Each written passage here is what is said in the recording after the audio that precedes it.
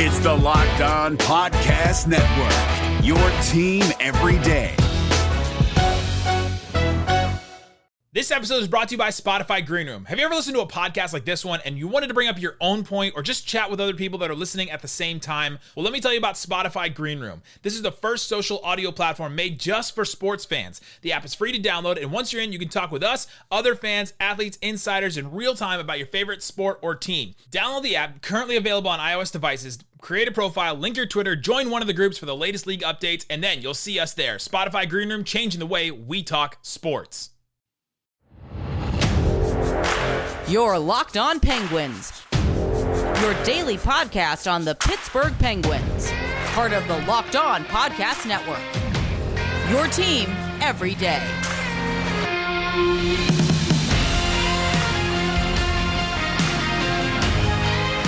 Hello everyone and welcome to this Monday afternoon episode of the Locked On Penguins podcast. I'm your host, Hunter Hodes. Remember to follow me on Twitter at Hunter Hodes. Follow the show's Twitter at LO_Penguins. Happy free agency week. In less than 48 hours, we will get free agency underway. Of course, it's been very quiet with the Penguins. There have been a couple rumors, which I'll get to today, namely hometown hero Brandon Saad. I'll get my thoughts on that. I know I touched on it earlier in the offseason, but I'll share some updated thoughts with you all later in this episode. We'll also talk about the Pens players that they drafted this past weekend in the NHL draft and get my thoughts on those. Spoiler alert, I'm not the biggest person with so much knowledge on prospects. I think that's like the least amount, I think that's like the least thing that I follow when it comes to the NHL is prospects, but I'm still going to share my thoughts on it. Because it looks like they got some pretty decent players with this draft class. We also have some Mike Sullivan news to get to today, as he's been named the coach of Team USA for the 2022 Olympics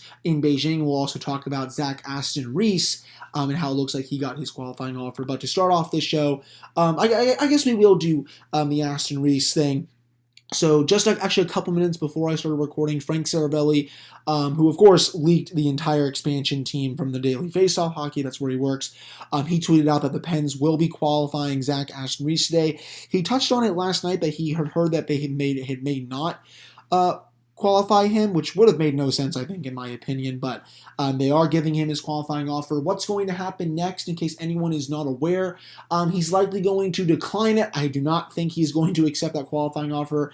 I know it's not much, but he's also worth a bit more than that. He's probably going to be seeking a multi-year deal. If I had to guess right now, he'll probably get a 2 to 3 year deal with Pittsburgh for around $2 million per. Jason, obviously from Penguins Twitter, was talking to me this morning about what that contract could look like. He thinks that they could his agent could be asking for more because he almost had a 10-goal season and his offense this year was just much better than it was last year. But again, it's not going to be $2.5 to $3 million or something. I think at most it's $2.3 million. But this is a contract that should hopefully get done by the time free agency rolls around on Wednesday, so Pittsburgh will know how much cap space they'll truly have to spend on the goaltender and then maybe a left winger, which of course they need, etc., etc. But I'm not really sure when that's expected to be done, but still good news that they are qualifying him, and we're waiting for any day now for when they're going to sign Aston Reese to an extension.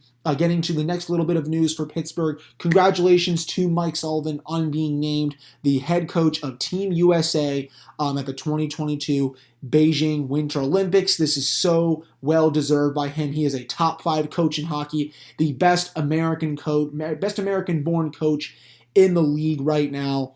And if he somehow leads Team USA to gold, I know beating Team Canada is a very tall task. Whenever any of the players go over, that would, I think, cement him as one of the greatest coaches in American history. I know he's probably almost up there already, but I think it would definitely cement it as a top 3 coach in American history if Sullivan is able to win the gold medal there. And again, I don't actually have to root against my home country this time, because in 2016, when they had the World Cup of Hockey, obviously I didn't really watch the 2018 Olympics because I don't need to watch a team full of Troy Terrys and a bunch of other players. But, back in 2016, when the USA, the management, they had the World Cup of Hockey, they went for like these grind guy players, putting Brandon Dubinsky on there, Eric Johnson, over the likes of Phil Kessel. I mean, did TJ Oshie even make the team? There are so many other really good skilled players that didn't make it either. But I think with Sullivan now being the head coach, he's going to lobby for having a fast, skilled, but mobile team. You're going to see the best players in this country at this competition. Yeah, you're not going to see Brandon Dubinsky on there. You're not going to see Eric Johnson or Jack Johnson or all these other grind guy kind of players. You're going to see the Kachuk brothers. You're going to see Austin Matthews. Jake Gensel is 100% a lock for this. You'll see Patrick Kane. Maybe you'll see Joe Pavelski. I think you'd see John Gibson in net. Probably Seth Jones, I would think, as well. On the back end, maybe Zach Werenski. I'm sure TJ Oshie is going to make this team as well. But there's so many really freaking good USA-born players that will make this team in 2022. And I'm going to be curious to see how Sullivan does with this group of players. Obviously, they're going to be a very tough out in whatever group they go into. I don't think they're going to be able to beat Team Canada because they can just roll McDavid and Crosby at a 1-2 punch. And, John Tavares, Jonathan Taves if he's healthy, and basically every other freaking elite player in the NHL on their team to basically make them unstoppable. But again, this is Mike Sullivan's moment. Congratulations to him. This has been a long time coming, and in my opinion, he was the only logical choice to be the coach of Team USA in the Winter Olympics. So again, congratulations to him on that. Also, Mike DeFabo is reporting, right as I'm recording this, that they've also extended a qualifying offer to Radim Zohorna. That's going to be a very cheap deal, in case anyone was wondering. I think that's going to be maybe a 1 to 2 year deal, $700K two-way deal. I don't know if he's going to make the team out of camp. I don't think they would do a one-way deal for Zohorna. I liked him when he played, but they're going to want flexibility to send him down to Wilkes-Barre when they inevitably make changes to the team, whether that's in free agency or via a trade. So I would assume that's going to be a 1 or 2 year deal, a two-way deal also with around $700K. I think that's the contract that they will come to. Also, the Pittsburgh Penguins just announced on the official Twitter account, Mark Jankowski, Sam Miletek, Emil Larmy, Jesper Lindgren did not receive qualifying offers, and they will all become UFAs on Wednesday. So yes, that puts the end to the Mark Jankowski era in Pittsburgh. Mercifully, because he was obviously so bad. Sam Miletek, he came up, a couple times. I'm sure he'll get a two-way deal in free agency. Emil Larmy, I'm sure he'll get a two-way deal with the team. Jesper Lindgren, the same. But still, good news that they both extended qualifying offers to Aston Reese and Zohorna, and I would expect those contracts to be wrapped up hopefully within the next couple of days, but definitely I think within the next week or two. Other than that, there's nothing dire right now with Penguins news, though I expect we are going to get some big Pens news, I would say, within the next day or two. Rob Rossi and Josh Yohe over the weekend reported that Pittsburgh has upped their pursuit for a goalie. There's been a lot of Darcy Kemper talk. I am on board to trade for him. I think Arizona would have to eat some cap space. I'm probably going to go a little more into that coming up in the next segment, but he would definitely, I think, be a huge upgrade over Tristan Jarry. And yes, I understand a lot of Yinzers are saying, well, what about the injury problems? And yes, I get it. There definitely are some injury concerns. This past season only played 27 games.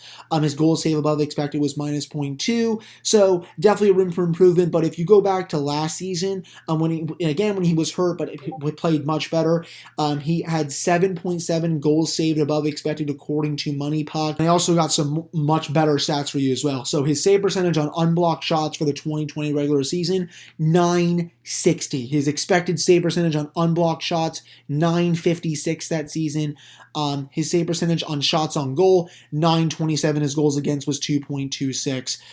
He had a .26 goals against average better than expected and was worth 1.28 wins above replacement. So this is a goalie who is really freaking good when healthy. Sure, he only has a year left on his contract, but you deal with that after it's expired.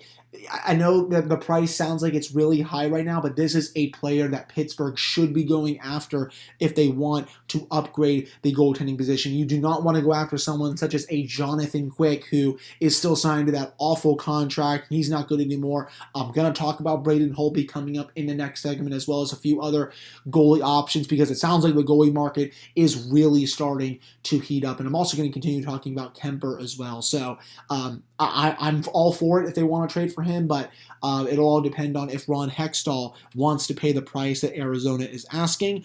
I've also been told through just a couple little birdies Chad also said this on Penguins Twitter today. And, guys, you all know me. If you've been listening to this podcast for a long time, I don't claim to be the biggest Penguins insider. I don't have all this intel and whatnot, but I can tell you from talking to a couple people that they definitely are interested in him. And Chad Nolan from the 412 Sports Talk with DK Pittsburgh Sports also confirmed that on Twitter today, that he's talked with someone as well who confirmed that they do have interest in Kemper and they're hoping to get him. So this is very real. We'll just have to see if Pittsburgh can somehow lock it down and get a trade for Kemper. But before we do get to the next segment, we cannot forget about Built Bar. They have so many delicious flavors. There is something for everyone. When you talk to a Built Bar fan, they're definitely passionate about their favorites. If you don't know the Built Bar flavors well, you are missing out. There's orange, cookies and cream, German chocolate, strawberry, salted caramel, double chocolate, etc. If you haven't tried all the flavors, you can get a mixed box where you get 2 of each of the 9 flavors.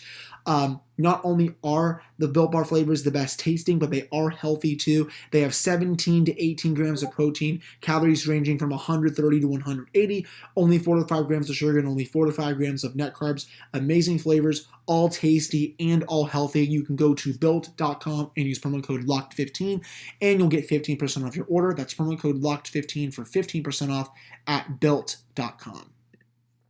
A big trade shakes up the NBA draft. Here's what our local experts are locked on today. Let's start in college football, where reports are that the SEC will meet on Thursday to discuss adding the Oklahoma Sooners and Texas Longhorns.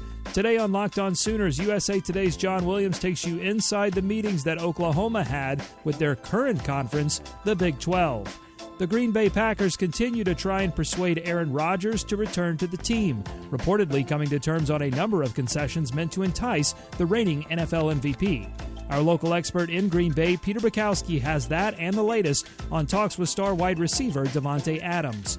The Memphis Grizzlies have moved up in the NBA draft, acquiring the 10th overall pick from the New Orleans Pelicans. For more details on the deal, listen to our local expert in Memphis, Sean Coleman, on today's Locked On Grizzlies podcast. And for full live coverage of the NBA draft, subscribe to the Locked On NBA YouTube channel and tune in to Locked On NBA Draft 2021 on July 29th.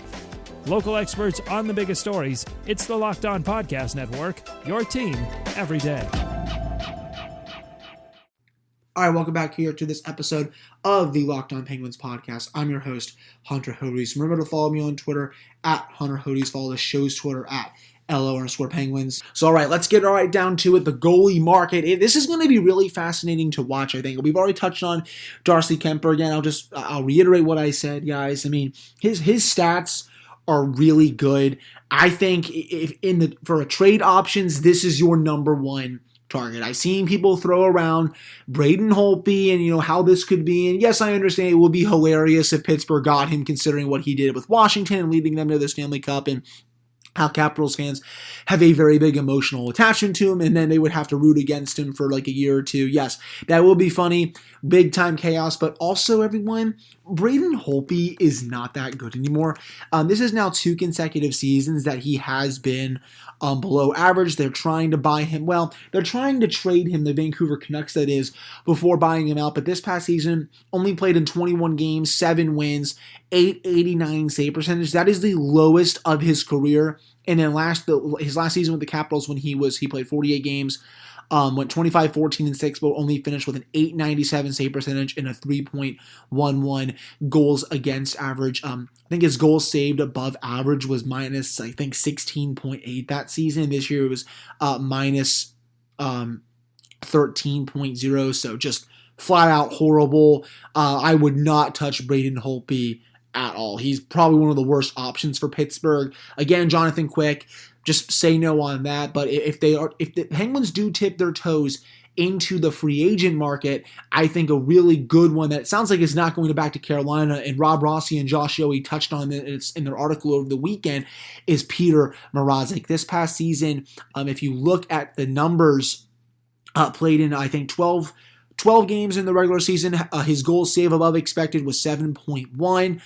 His save percentage on unblocked shots, 957. His expected saves percentage on unblocked shots was 954, so he outdid his expected save percentage And then his save percentage for shots on goal was .923. So that's a lot better than Tristan Jarry. His goals against was 2.12. This is a goalie who he's always been steady, I thought, throughout his career. During 2020, started 40 games. His goal save above expected was a bit lower at -2.7. His save percentage with shots on goal was at .904, but again, he really followed that up with a much stronger season this past season. With a .923% save percentage with shots on goal, and then a 7.1 goal save above expected. So you can probably get him for cheap. I would say a 1 to 2 year deal. He's not going to be looking to break the bank, I don't think. Maybe below a few million, if that. He's definitely high on my list. Elliot Friedman also talked about in his quickie blog last night what is the lineup, or what is the market for Linus Ullmark. He is another option that I really liked. If I can go to Money Puck here, his goal save above expected was not that good this last year at -3.6, but he also played on a pretty bad Buffalo team. But his save percentage on shots on goal was .917. His save percentage on unblocked shots was .952. So this is a goaltender that I think played a lot better than some of his stats indicated, especially his goals saved above expected. I think if you put him in front of a much better defensive course and a much better forward group, he would blow that right out of the water. There's also Antti Ranta, who I've talked about as well. I don't know how much interest there is from the Penguins side with that. He's actually going to be a UFA, unlike Kemper, but it sounds like Carolina could be potentially taking a run at him because he had a decent season with the Coyotes, and they're also probably going to go a little cheaper because their owner just likes to go full Bob Nutting for the sake of going full Bob Nutting. I really don't understand it. I know some people are probably going to ask me, what about Philip Grubauer? What about Philip Grubauer with the Colorado Avalanche?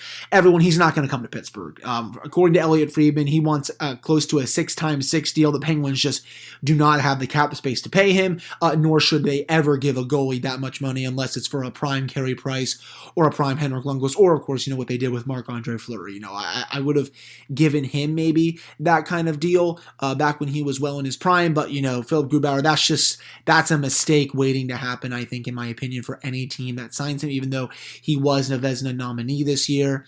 And I think that's basically it when it comes to goalies. Again, I think if I had to rank in tiers, my top three, Darcy Kemper, Linus Ullmark, and Peter Mrazek. My second tier, I think Frederik Andersen, Antti Ranta, Martin Jones, I guess, closer to the bottom of Tier 2 than in Tier 3. Jonathan Quick, Braden Holtby, and a lot of the other goalies that are hitting the market this summer as well. So those are my thoughts on that. Coming up in the next segment, we are going to touch on the Brandon Saad talk from Elliot Friedman's blog and what I think the contract will look like for him, plus what I would pay him if I were the Penguins, because this signing makes all the sense in the world. But before we do get to that, it is time to talk about BetOnline, the fastest and easiest way to bet on all your sports action. Baseball season is in full swing, and you can track all the action at BetOnline. My Nationals are getting ready to sell, so I'm sure there's going to be a lot of live bets when it comes to who or where Max Scherzer is going to go. Before the next pitch, head over to BetOnline on your laptop or mobile device and check out all the great sporting news, sign-up bonuses, and contest information. You can head to the website or use your mobile device to sign up today and receive a 50% off welcome bonus on your first deposit. That's BetOnline, your online sportsbook experts, with the promo code LOCKEDON. All right, welcome back to this episode of the Locked On Penguins podcast. I'm your host, Hunter Hodes. Remember to follow me on Twitter at Hunter Hodes. Follow the show's Twitter at LO_Penguins. So last night in Elliot Friedman's little quickie blog from what he's been hearing going into free agency, he put some predictions for where he thinks some players are going to go, and he listed 4 teams when it comes to hometown boy Brandon Saad.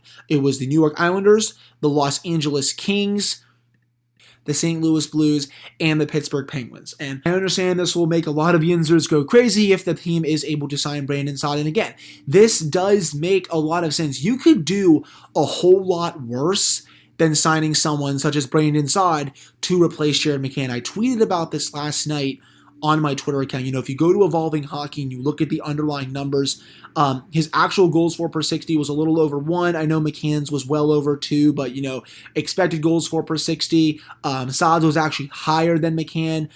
For chances for per 60, Saad's is better. I'm sure McCann had the better expected goals against per 60 and the chances against per 60. But these two players are very similar. And again, I also saw this as well. I know he shot 22% last season. That's probably going to come down this year. I mean, you're not going to be a career 22% shooter. I mean, that's just basically not going to happen at this point. But here's the bottom line here, folks. The Penguins have a need for a pure left winger on this team. You cannot think going into next season that you can fill both Brandon Tanev and Jared McCann's roles internally. They just don't have the prospects in their minor league and farm system that can come up and fill them adequately. I mean, that's not going to happen. They have to look outside the organization, and Saad is a perfect candidate to come in here and help the team for several years. And, I know a lot of people will be scared about term when it comes to Saad. In my opinion, this is what my contract would be if I were looking at Saad. 4 years, $4 to $4.2 million per. Jeff from the Pens blog pointed out this morning, and I agree with him. If you only can use him for 2 to 3 years and say the team is really bad after 3 years of that contract, and they're probably going to sell going into the deadline, you can just dump him in his full salary or even eat just a little bit of it, because teams would line up to get a player like him just because he's won the Stanley Cup a couple times. He's a little bit of a hard-nosed player, goes to the dirty areas to score goals, and he's just an all-around good player. So you would definitely get something for him at the deadline if the team ever does become bad towards the end of Sidney Crosby and Evgeny Malkin's tenure. I know Evolving Hockey has him projected at 4 times 4.9. I think 4.9 is a bit high. I think what Saad is going to be looking for is 5 times 5, so 5 years, $25 million. That's too much for me. I don't think I would pay that if I were the Penguins. But again, if they're going to give him a 4-year term, $4 million per, $4.1 million per, I think the team should be all over that. And again, everyone, if the team is not good after year 3, they can just dump him in the offseason or dump him at the trade deadline, and they could get a pretty decent return for him, I would think. He's going to be 32 to 33 towards the end of that deal, and teams would line up to take him, I think, with everything that he has done for his career. So sign me up for Saad to come home to Pittsburgh. We'll have to see what happens as free agency gets closer on Wednesday. But in terms of replacing McCann, you could do a lot worse than this, and I am fully on board with bringing home Saad to Pittsburgh. But, I also will say again, Tomas Tatar, it's a better option. He has better underlying numbers than Saad. You can stick him on the left wing. I think he could come cheap as well. So we'll have to see if the Penguins do have interest in him. There's also a player that I did see that was just not qualified by the Chicago Blackhawks, and it makes no sense, and that is Pius Suter. So he had a rookie season with the Blackhawks this past year, was only 24 and had 14 goals, 27 points in the 55 games. If you look at his wins above replacement, just looking at JFresh's stuff, 77%, 75% for even strike offense, 80% for even strike defense, finishing ability, 67%, goals per 60, 78%. He only made $900K against the cap. He's definitely not going to be making that next season, but if you could sign him for a multi-year deal for $2 to $2.1 million per or something like that, that makes a lot of sense for a Brandon Tanev replacement, because of course they'll be looking to fill his role since he left for the Seattle Kraken in the expansion draft. I understand the team is probably going to re-sign Freddie Gaudreau, but even with that, I still think they have a need for another bottom 6 forward. I think Suter fits that mold perfectly, and if I were Pittsburgh and Ron Hextall, I would be all over that, because I cannot believe that the Chicago Blackhawks did not give him a qualifying offer. They can't do anything right now, even when it comes to actual hockey decisions, because we all know what's going on with them off the ice. That is just a rotten organization and franchise right now. They are just an absolute freaking mess. And it didn't help matters when they just embarrassed themselves at the NHL draft when they trotted out those 8 women to select the pick. I mean, that was just so phony. It was cringeworthy. They're not reading the room at all. And it felt so forced as well. I mean, we all know what happened with the Montreal Canadiens this weekend with drafting Logan Mailloux. I guess I'll honestly just end the show with my thoughts on that. I mean, it was just disgraceful. It's disgusting. It's whatever bad word you want to call it. The fact that the NHL does not have an opt-out for any player with NHL draft is also absolutely pathetic. If they had that, this potentially could not have happened in the first place. But again, I'm tired of hockey culture being so freaking backwards. Oh, just because you're a good player, we'll draft you even though you committed a sex crime. And it's just like, what are we doing here? The guy literally said he did not want to be drafted because he did not deserve to be drafted. And then Mark Bergevin has the audacity, who, hint, of course, was involved in the Chicago Blackhawks sexual assault scandal because he was with the team at the time when those incidents were reported but did nothing about it. Of course, he's the one to make the selection. And he also said in the statement that they were proud to make the selection. It's like, yeah, dude, like, way to read the freaking room and just make a complete idiot of yourself. And again, everyone, I'm so tired of hockey culture being so backwards. It was absolutely disgusting to see that. The NHL just needs to adopt a no tolerance policy when it comes to this stuff. These players, even though they can say that they don't want to be drafted, they shouldn't even be in the discussion to get drafted anyway. I think they should be ineligible, in my opinion. And again, they also need to have an opt-out date for when players can actually not be drafted at all, rather than saying they just don't want to be drafted, even though their name is still in the NHL draft registry. But again, just shame on the Montreal Canadiens for doing that. And I'm sure they're going to be all over the Tony DeAngelo and the Jake Virtanen sweepstakes this summer, considering how shitty both of those humans are as well. But again, that'll do it for this episode of the Locked On Penguins podcast. I'm sorry for ending in on a little bit of a sour note. I'm just really sick and tired of hockey culture in the way that it's not getting any better at this point. We'll have another episode tomorrow where we'll see if the Penguins will do something leading up to free agency. Keep it right here on Locked On Penguins. I know you won't want to miss what happens this week. It's going to be busy. It's silly season. Let's see what the team does to improve themselves going into next year, and I'll have everything covered for you all week long on the Locked On Penguins podcast. So I'll talk to you all later. What's going on, Locked On Podcast listener? If you're enjoying this podcast, and why wouldn't you be, and you happen to be a Penn State fan, make sure you join me, Kevin McGuire, host of the Locked On Nittany Lions podcast. We have just gone back to 5 days a week, so we're bringing you daily Penn State coverage. This is going to be a very challenging and a very fun season for Penn State football, and of course, they've been killing it on the recruiting trail as late, so if you want to get all caught up on all things Penn State Nittany Lions, now is as good a time as any to make sure you're following the Locked On Nittany Lions podcast. We're available on the Odyssey app or wherever you're following this particular Locked On podcast. And of course, you can catch us on Twitter at Locked On Nittany. So come join me, Penn State coverage every day, Monday through Friday, right here on the Locked On Podcast Network, on the Odyssey app, or wherever you get your podcast.